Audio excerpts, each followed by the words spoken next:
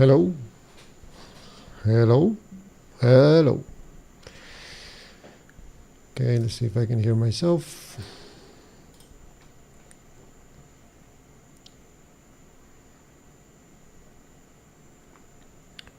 Check 1, 2.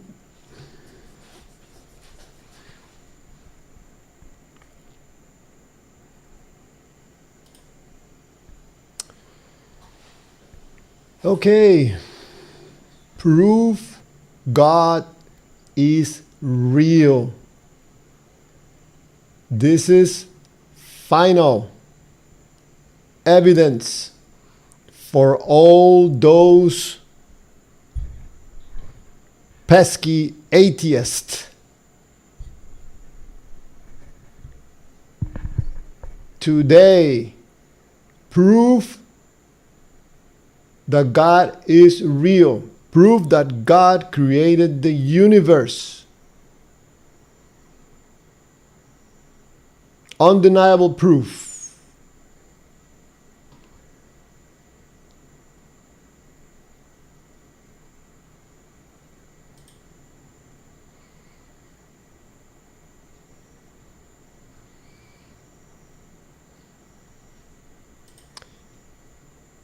I'm going to show you something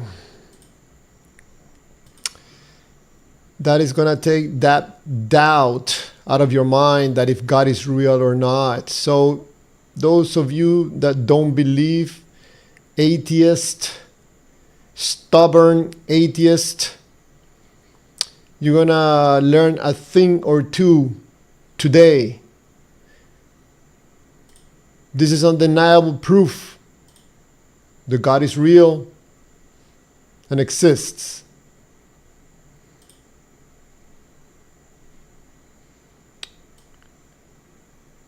This atheist and other religions, this is a rock. This is proof that God created the universe. Otherwise, that rock came from nothing. Nothing created this rock. Of course, God created this rock. How am I so sure that what I'm saying is correct? Because there is one proof that tells us all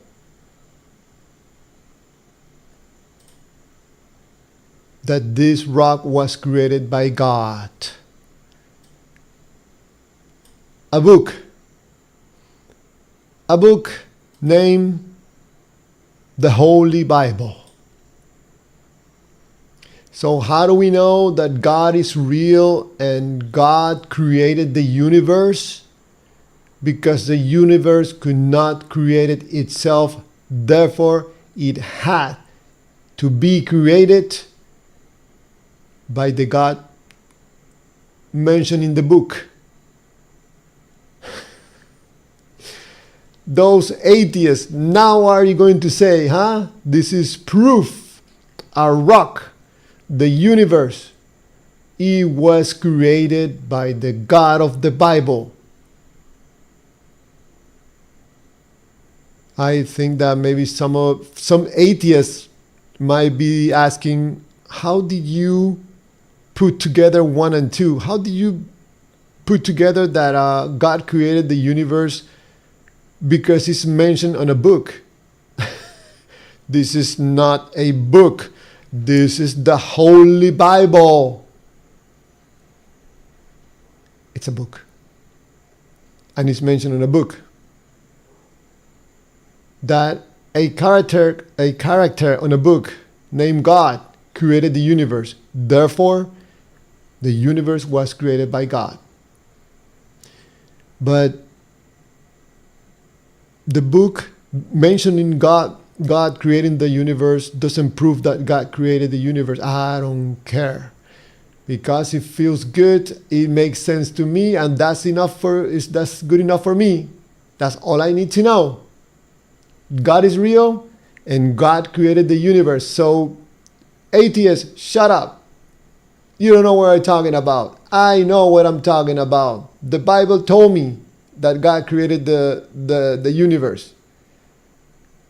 The book told me that the God in the book created the universe and created that rock. So, final, that is proof that God exists and that God is real. Of course, I'm making fun.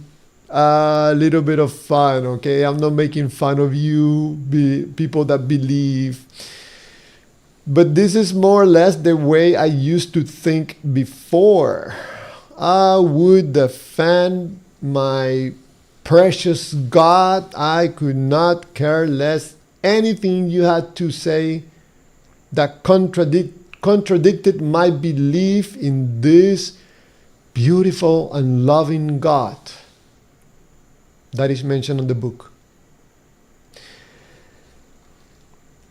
Now, today, I understand that the whole time that I believed that this God was real, it was just that, a belief.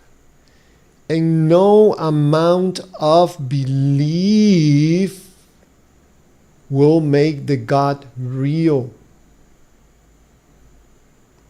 That's very easy for me to say today and to understand it, but when I was involved in God's love, I did not want to hear it because I was totally dependent on my emotional connection with this God that is mentioned on the book.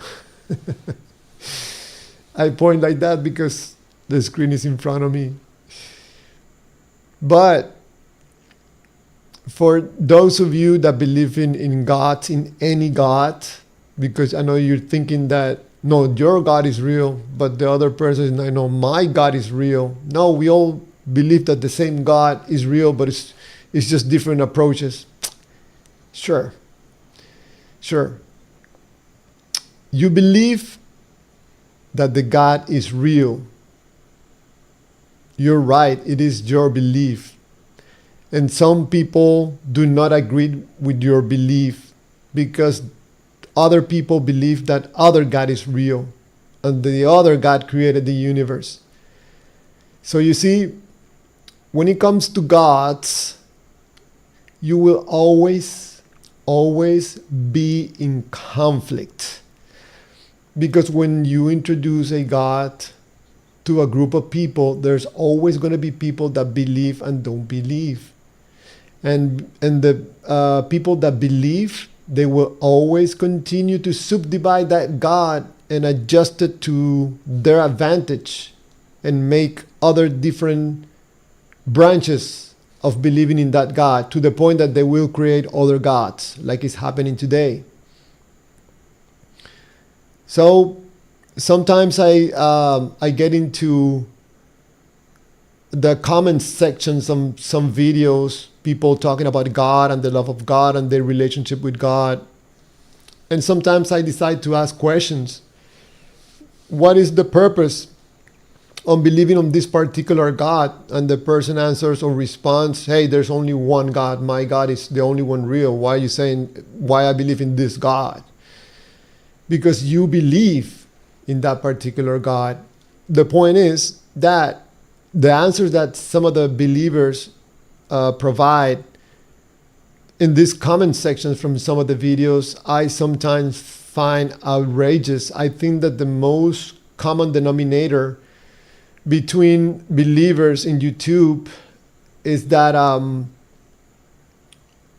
a little bit of brainwashing, a little bit of unfiltered information that they allow to reach their brain and heart, no filter. It's just the information feels good And that's all I want to, that's all they want to know. They don't care about anything else. So that's fine.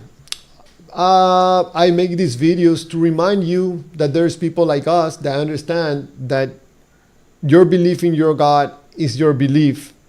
That's it. That doesn't mean that the God is real. So as much as you defend this particular God that you believe in, we understand that you are defending your beliefs.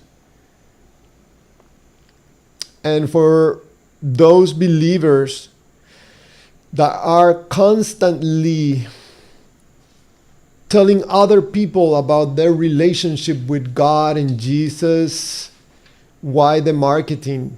Why you continue marketing this relationship between you and God? Because I think deep down, you know that you're making this thing, making this thing up in your mind. And maybe, I don't know, you want some validation from other people, like I used to do also. I wanted to convince everybody that God was real. What for? To make me feel good, because sometimes it felt awful. I wanted to save other people. I want salvation from them. Now I understand that the whole salvation thing is just a salvation game. It's an emotional control for human beings. That's it. There's nothing else. So that is my proof that God is real, because it is in the Bible.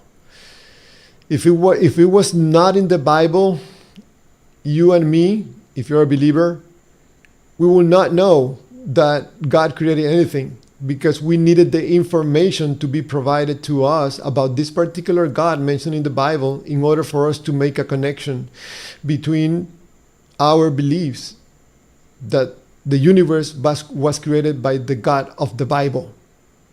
Why? Because it says so in the Bible. It's crazy, but you know, if it makes you feel good to believe in this particular God, then you go. Like I mentioned on my videos, I am no one to tell you what to believe in.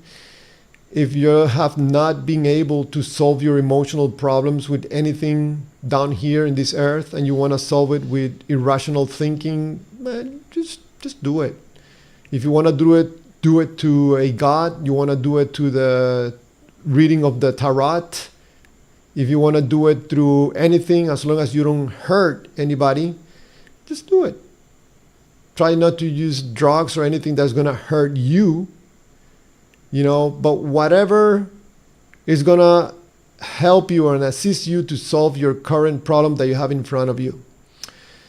Just as a reminder that there's people that are going to call you out, because people understand that what you're doing in believing in this particular God that you believe in is you trying to protect you, to save you.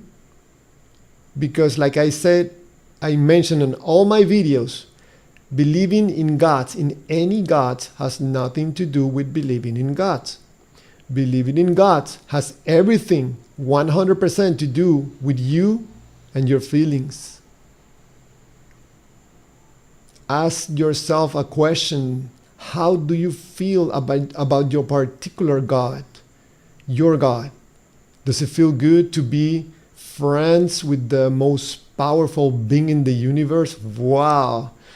God is happy with you, man. That's a great feeling. Actually, I like talking about God, our relationship. It feels great.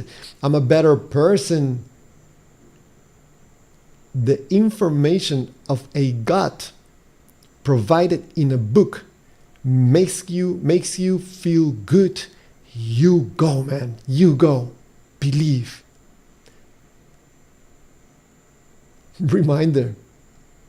I think there's going to be a point in time that your honesty as a human being is going to start conflicting with these ridiculous thoughts about a loving God.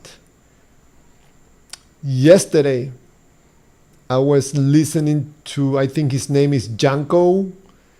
a nice guy with a beard. He talks about God. He was telling another person that he has a lot of conflicts in his thoughts. Like he's tempted, and sometimes he feels bad, he feels dirty. And I put a comment that that's perfectly understandable that you feel like that, because it's very hard to be an honest human being and at the same time believe in God. You wake up one day in the morning and you are praying and you don't feel absolutely anything. You feel like you're talking to yourself and you start doubting, and you have to run to get something to provide you that God kick, so you can reconnect, because you're losing connection. You're losing connection with God. Man, what's going on? I feel like I'm making this whole thing up. And you continually to have these debates in your head. Man, maybe people are right when they say that this God is not real. And I put a comment like, man, I know what you're going through. I went through the same phase. You start doubting because it's really hard to live life, the real life, down here, having your head up there with this loving God. It's extremely, extremely difficult conflict, especially if you're an honest human being. Honesty and believing in God do not go together. I'm sorry to break it to you. If you're a human being, you have thoughts, you have reason, you use your logic, and all these things that I just mentioned go against beliefs in God. That's why you feel awful and you feel dirty. The moment I remember this being dirty feeling that I used to feel when I was in God's world, anything that I would say, I would be worried, like, oh my God, did the Holy Spirit just flew away? I felt it. I think He left my heart. Man, I'm going nuts. This salvation thing is driving me nuts. Am I safe? Or God, am I safe or I'm not safe? I just want to know. If you are God and you know everything, and you know the past, the present, and the future, you know if I'm going to be safe or not. So that means that anything I do is not going to make a difference, because you already know the result. So what am I doing? Why am I even feeling dirty? I feel like, shoot, just because I have this thought about, I don't like what I read in the Bible. It feels a little bit violent. I'm sorry, God. I'm sorry. Did I say that? Oh my God. I'm going to pray, get on my knees, and I feel like, Then I had the terrible idea of making a parenthesis, and I told myself, I'm just going to be honest with myself, just 2 minutes. This whole thing about the Bible and what I'm reading and God is starting to feel horrible. God, if you're there, I'm so sorry. I have to create some distance with the information in the book. It's driving me nuts. It's creating conflict with my family. I'm separating myself from other people. I'm starting, in a point in time, it felt really good. I'm very thankful with the community part in church, the singing, the praying. It felt good in a moment, but now I think it's going against me, because it's really creating conflict in my entire being. So God, if you're real and you're loving, you let me go. I was just waiting for the lightning strike.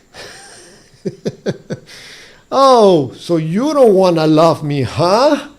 You know that there is a hell for you waiting for you, young man, huh?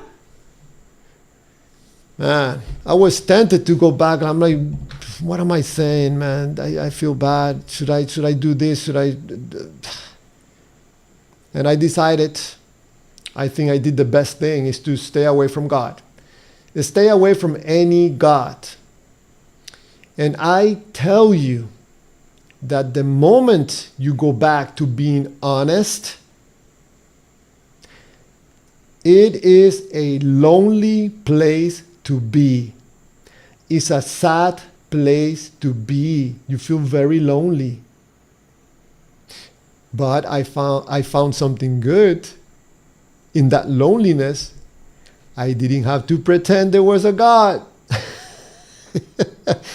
And that thought made me feel good. You know, the weight on my shoulders of pretending, you know, in the group that we were praying and, you know, oh God, and the praying. I used to speak in tongues.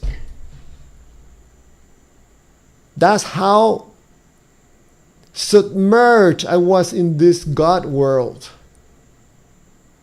I used to spend a lot of time at church and reading the Bible. So I decided no more. I felt bad. I felt lonely. I still was feeling dirty because staying away from God. But I had to pretend no more. No more pretending. And just that being honest with myself, man, I started to feel good. I lifted away from my shoulder. I could walk more straight. You know, and this is crazy what you're going to hear.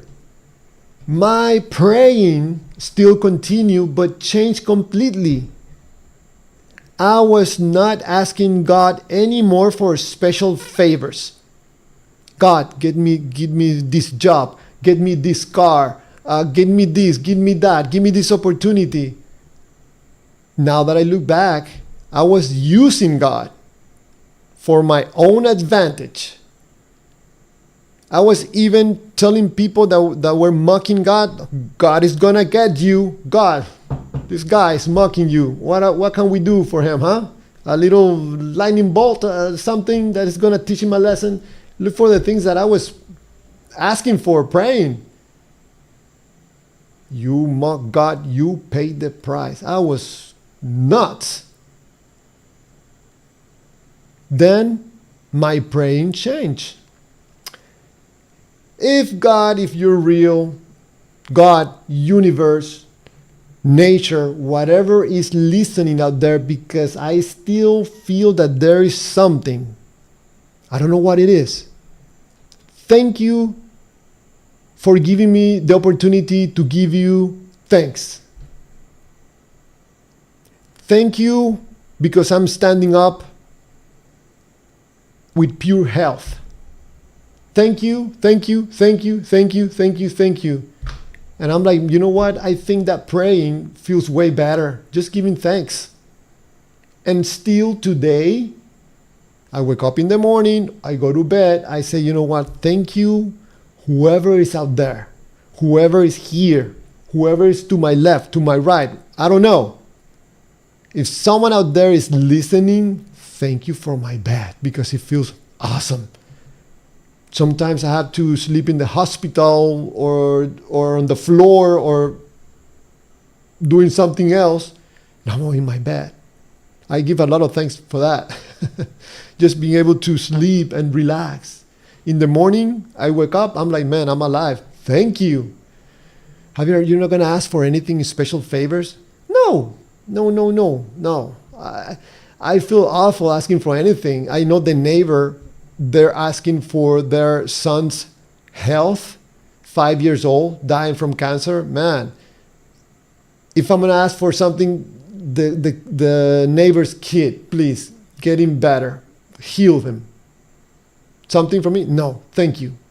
Thank you. That's it.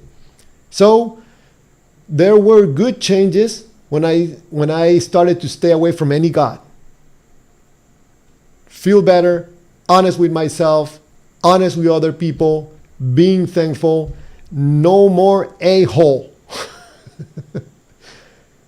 No more selfish a-hole.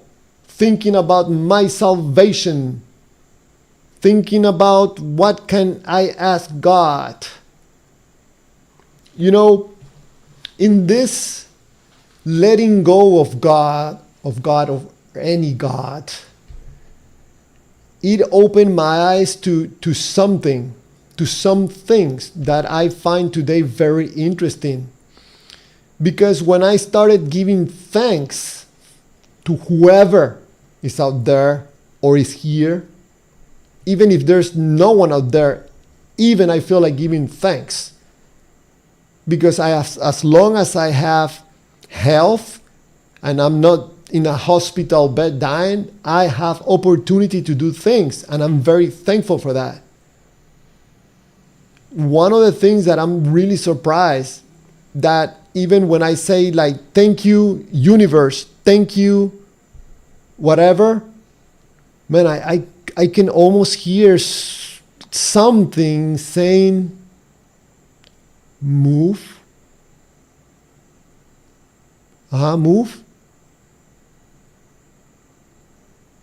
What else? I heard the word very clearly, to move. So I have to move in life? Is that what I have, mobility? Oh, okay, I don't know. Maybe I'm just making this up. I'm just talking to myself. Move. I heard in a time also the word research, explore. And I heard a third word. I think I just made it up. But sometimes I think it came to my mind. That said discover.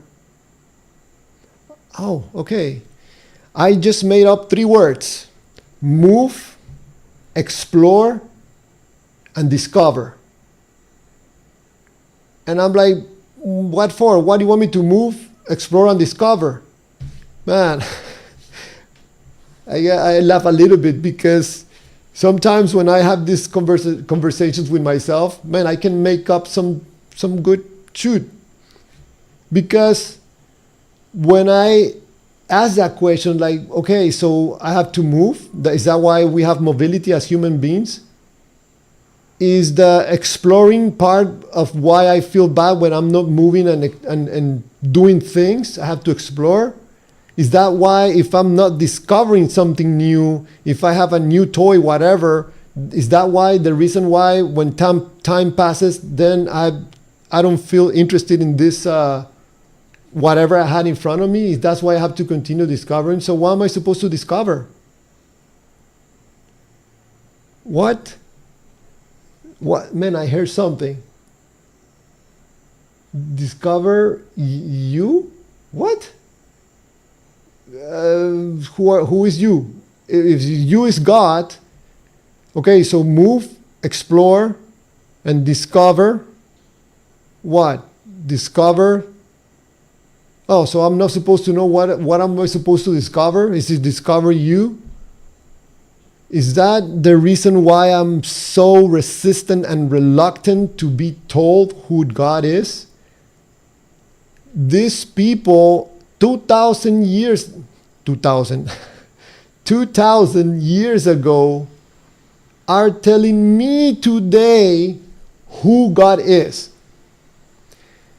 This guy making money in YouTube is telling me who God is.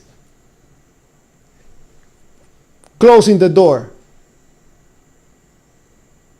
This 23-year-old kid making money talking about God is telling me who God is.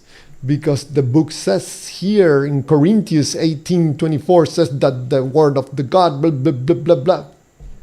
Is this the reason why I feel like this whole thing is just horrible? It might be true or not that what I'm hearing or saying to myself might be true or not, but today this information about moving, exploring, and discovering is giving me a better feeling than the awful, bloody, violent God from the little book. I like this God better. No sacrifices, no acts of violence, no killings, no drownings, no demons. It's just myself, my body, my mind, and my feelings in relationship to everything else, other people, animals, and things.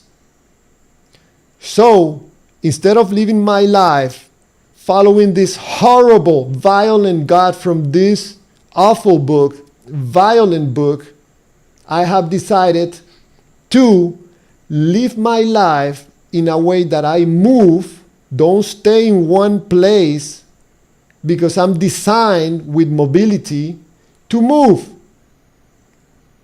And that movement is for me to explore life. With what purpose? To discover. What I want to discover, I don't know. Because if I knew what I'm going to discover, then it's not discovery.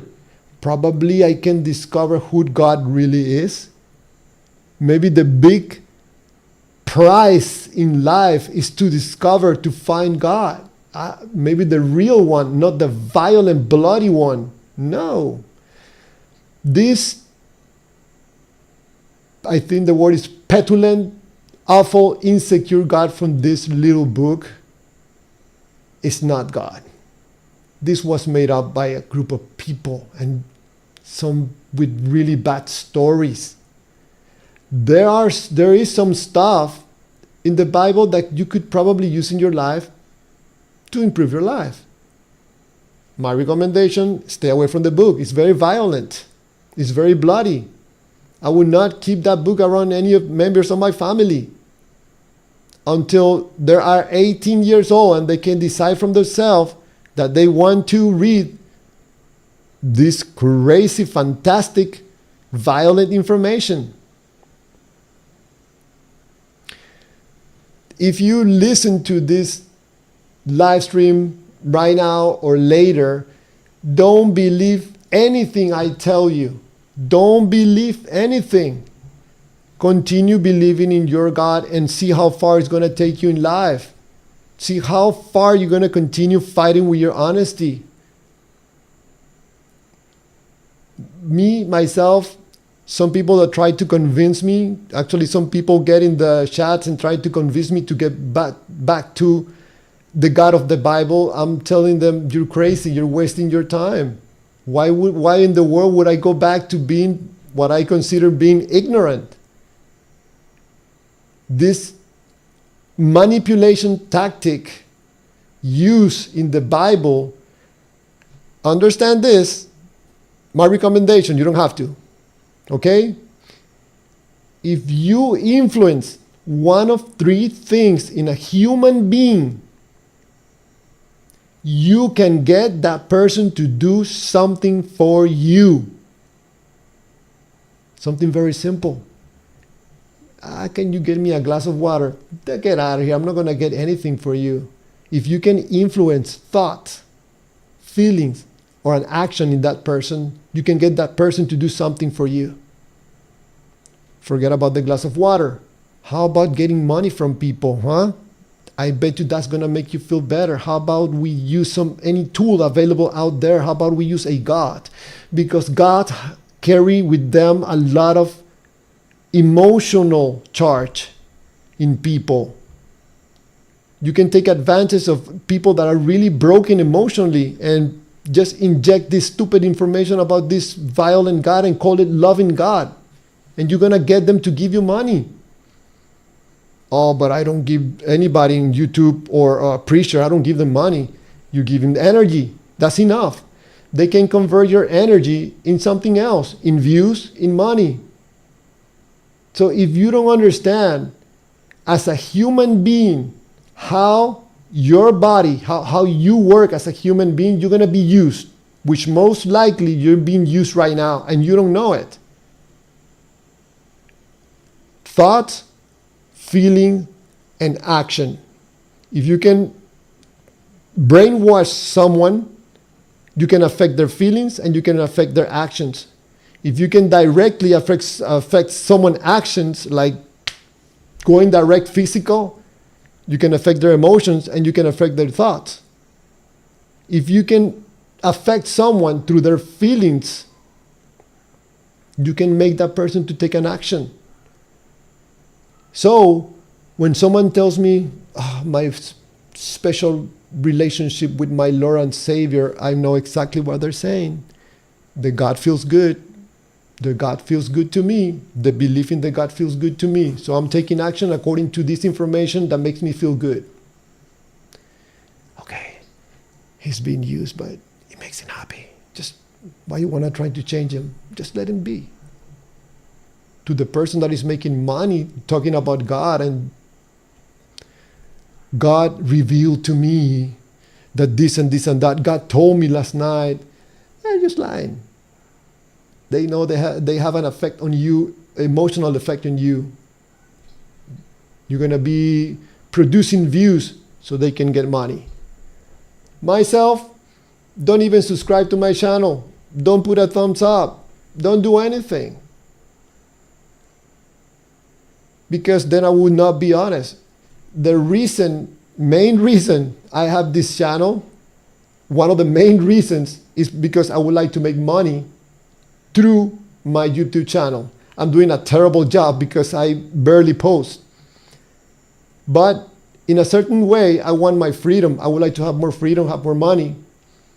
And how about doing it by something that I think is good for people? Do the opposite of God, people talking about gods. I'll do the opposite. Tell them, hey, I don't think you need a God in order to be happy. But God makes me feel good. You don't need it. There's people feeling good without any God. Anyways, it's been 45 minutes since I started this live stream. Again, let me see. There's a few people. Nobody asked me any questions. I just take 1 hour doing a live stream. I do a live stream just in case someone wants to ask me a question. Sometimes I don't do live streams. I just do videos. But going back to the title and initial theme of this live stream, proof that God is real. God created the universe because it was mentioned on the Bible. That's the title of this live stream. I was planning to talk also about Erica Kirk. I saw yesterday an interview of her in Fox.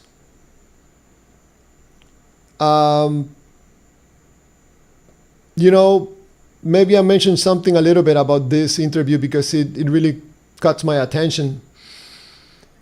If in the remote case that Miss Erica Kirk gets to listen this message, which I really doubt. I'm a nobody in YouTube. That's fine with me. First of all, I feel sorry for your loss of your husband. I think after hearing you expressing yourself in that interview the way you did it, I think it's hard for people that had never lost a loved one try to understand what you might be going through. So I think it's understandable that people would say stupid things, especially when Charlie was a public figure internationally. The guy was very famous. I think just by that fact, and also by the fact that you are showing up on camera and what you have shared to the public is inevitable that people are going to express themselves in regards to your husband and to you. When Charlie Kirk was shot, man, I felt like I was punched in the stomach. I felt really bad. I was not in agreement with everything that Charlie was saying, but I understood what he was trying to do and where he was coming from. I actually think that Charlie sometimes said things that were way too out there for me, especially the God part, the Christian part. I'm like, man, I think Charlie's a little bit brainwashed of what he's saying. But anyways, I think there are more good things that he's saying and trying to do that the things that I don't agree with. I think Miss Erica Kirk, with the most respect, I think that in the case, a specific case of Candace Owens, I think she is by far the most vocal person saying, I do not agree with what the government is saying happened. And she is asking questions. You know, when the supposed shooter was caught, I felt very happy. I'm like, oh man, we know who did it. I felt, mixed emotions, but I felt good. I'm like, man, they caught him. They caught him. It was not until I started hearing the official information from the government about the case that I'm like, wait a second, that doesn't sound too good. That sounds kind of weird. The information coming from the government cracked in myself a doubt.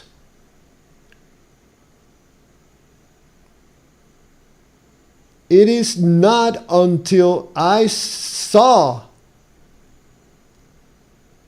Charlie Kirk's closest support operationally in the company, Mikey, turning around in the time that probably Charlie Kirk needed him the most, turning around and just fleeing. Man, that made a huge crack in my mind. I'm like, what the heck? What's wrong with him?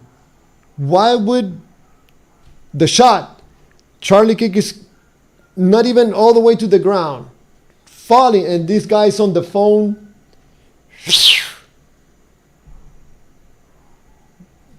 Right there. I'm sorry, Miss Kirk. I'm so sorry.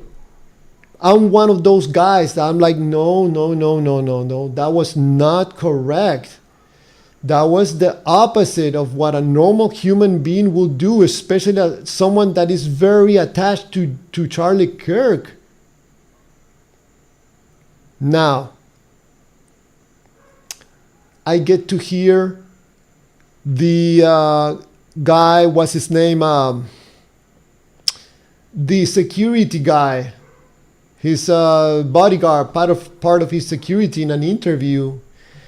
For me, that sealed the deal for me. That, you know what, I think this kid either didn't do it by himself, or he was not the one that this assassination of Charlie Kirk.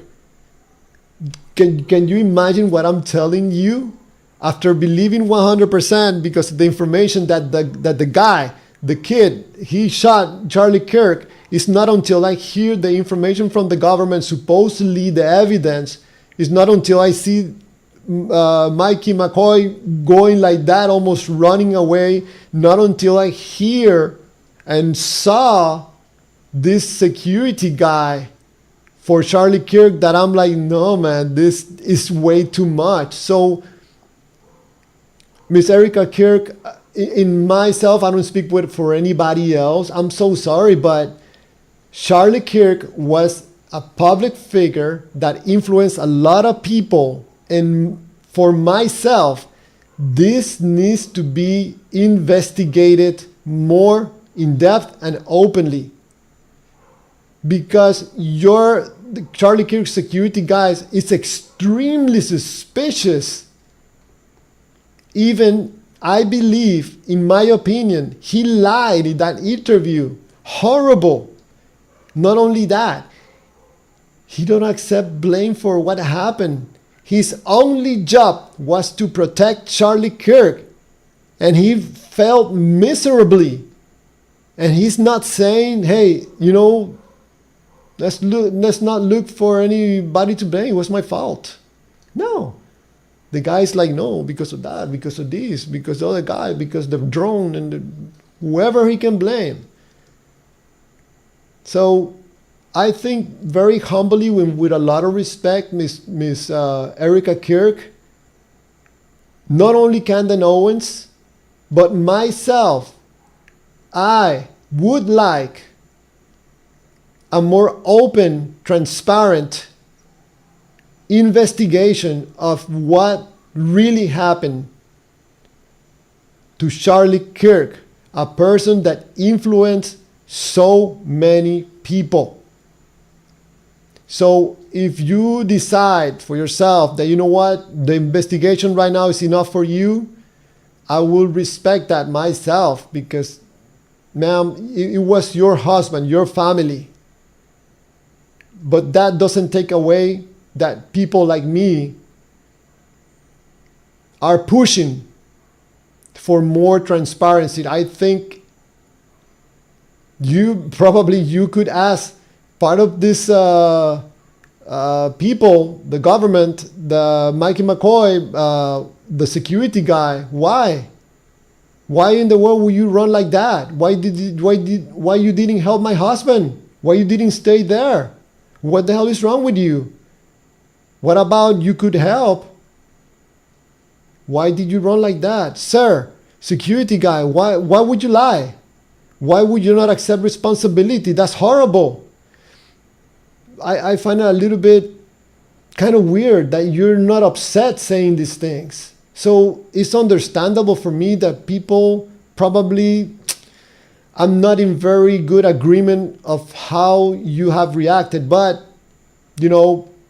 for someone that have lost a loved one, myself, people can react in different ways. I think the way to react is wide range. People can act in a weird way. Some other react very centered. That is just my opinion. Just like Candace Owens. Oh, and one more thing that also makes me doubt that this kid supposedly shot Charlie Kirk. And is that your friends from TPUSA? These are the most suspicious guys behind this whole theme of Charlie Kirk. These guys are acting in such a weird way that it's really hard for me to understand that someone would not think like, hey, what? Why this guy's saying these things? Why these guys in being resistant to people asking questions? Why not just, hey, pick up the phone, Candace Owens, can you get on a live stream right now? Let's do it right now. We don't have anything to hide. No, it has to be in person because, the integrity. Man, don't try to fool anyone. Come on. Everything that these people that was around Charlie Kirk, in my humble opinion, have created this whole mess and have created doubt in people's mind. At least I can say it in myself. It's until recently, a couple of days ago, hearing these guys from TPUSA, I'm like, no, I'm sorry. I'm so sorry. Candace Owens, I think you probably shouldn't waste your time with these people. I think we have to request a more open investigation. How about we get the call logs who was Mikey McCoy talking to? How about we investigate more things? The airplanes that were in that day flying around. Where's the video? The guy shooting. I would like to see the video that will take everything out the window. There's no doubt. But I didn't see the guy in the video shooting. So we're going by what the government is saying and what some people are saying. For me, there's no evidence. And that the bullet that is breaking the sound barrier or something like that, I'm ignorant when it comes to guns, that went through the neck and didn't go through the other side.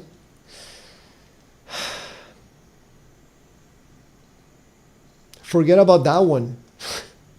Let's go back to the security guy, to Mikey, to the people on TPUSA. It's all... No, so I don't feel bad about saying these things. I'm not telling you anything that you have done, that you did this. No. Probably I have been very respectful. And I think that if this assassination of Charlie Kirk is just closed there, and I think people like myself, like you know what? I doubt TPUSA, I doubt the government, I doubt a bunch of people. And I'm thinking this kid that supposedly made the shot, either he had assistance from someone or from a group of people, or maybe he was the one who made the shot. That's how far I am right now. How confused I am with all this information that the people that was around Charlie Kirk has created in my mind. So imagine myself, I never met Charlie Kirk in person. Imagine Candace Owens, her friend. You know, I think at the contrary, people criticizing her, was this guy's name Tim Pool? Tim Pool calling awful names to Candace Owens. Man, I didn't know Tim Pool was such a wussy. Man, I'm so sorry. I was laughing when he was yelling things to Candace Owens. Obviously, he has some personal problems, and I don't know. But anyways, imagine myself that I never met Charlie Kirk in person. Imagine Candace Owens, that was Charlie Kirk's friend. I'm kind of very respectful to what she's doing, because she could just let it go, let it go. I think it's more problematic for her to be asking questions than just letting it go.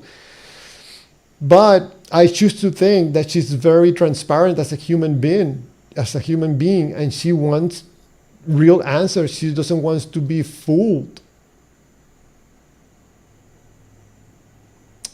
And one more thing before I finish this live stream. Today, I was surprised of how many people hated Charlie Kirk. I'm so surprised the guys that I used to hear on videos that I thought were very reasonable, intelligent, saying awful things about Charlie Kirk, that Charlie Kirk was racist and he was violent and dangerous. One of the things that I got from Charlie Kirk, I respect a lot. You know why? All these guys talking poo-poo about Charlie Kirk, I didn't see any of them, and I don't see any of them pushing back against the takeover of the United States. Some people are so stupid right now. I mean, so disconnected from reality that they do not understand that what happened in UK and happened in other countries can happen in the United States. Wars are not fight necessarily like before, like throwing bullets and missiles. Some people decide to just walk into another country and take it over. If not, ask people from UK, which in my opinion, which I could be wrong, they no longer have their own country. Their country was taken by another one. Some people don't know it yet. Try to talk bad about a certain group of people, you will go to jail. Imagine the United States right now at this moment with a president like Kamala Harris. It's the destruction of the United States. Charlie Kirk was very courageously, even I didn't agree with everything he has to say, he was very courageously pushing back against other religions taking over the United States, other ideologies taking the United States, injecting stupidity in people in the United States, creating narratives in the United States that goes against American values. Probably the only one, just a few people. That's why he was so hated. Because the guy was what probably you were not. People were very fearful of Charlie Kirk. Because, man, for some people, truth and honesty is a slap in the face. Right now, it is my humble opinion that we bought some time with Donald Trump. Not my best president, but I think he's probably one of the best presidents the United States has had. Not because I like the guy, but because what he has done. Just take one thing, the border. That's it. There are other things that probably not very good, but he has done some good, very good things that have bought some time. Once Donald Trump gets off the presidency of the United States, imagine Kamala Harris as president. Imagine what's the other guy, the governor of Los Angeles, California. These are whistle people. For me, these are awful people. Some of these are communists, quite communists. These are people that are entirely about business, making money, selling your mom. They don't care about anything. American value. Pfft. You know that there are people in the United States inside the United States that hate the United States. They want to erase it, change America, change the United States and put something else. And this kid, Charlie Kirk, was pushing back probably all by himself, to the point that I think that Donald Trump was elected in good percentage because of Charlie Kirk, because of the effect he had in American youth. That's how strong of a force was Charlie Kirk. even when I did not agree with everything he said. I think some of the stuff that he was saying, he a little bit too far for me. But the overall thing that he was trying to do, it was something to respect. So, if you were offended by Charlie Kirk, oh, I'm so sorry. He hurt your feelings. To some other people, man, he was stepping on their toes. He was stopping, probably even him was not aware he was stopping an invasion of the United States. Some people in the US are so disconnected from reality, so disconnected from their country, from their family, from themselves, that they are not aware of this. Look at other countries, look at Venezuela, look at Cuba, look at Nicaragua, look at UK, look at other countries. The United States is not the best, but it's not the worst, and I think it's far from being worse like these countries that I mentioned. Imagine UK getting arrested for having the wrong thoughts. What a way to live life in fear. And just to close, I imagine myself, I make this mental exercise about Kamala Harris being the president of the United States. That lady, you can put her 5 miles away, okay? 5 miles away, and I can tell that she's a fraud. She doesn't know anything. Nothing about economy, about how to run a company, nothing. She knows nothing. There is proof of that. Go through all and each one of the interviews of her, and this lady had the courage to stand in front of camera and to nationally, internationally just lie. And this was going to be the president of the United States.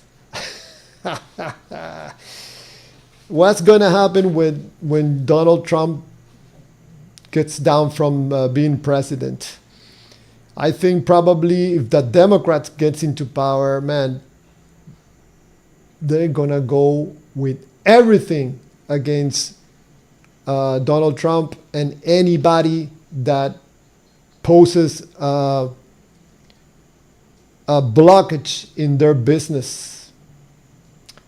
Anyways, that is my humble opinion, and everything that I say here is my opinion, and I could be wrong. I'm just looking at things the way I understand it and the way I describe it to myself. So, thank you for listening, and see you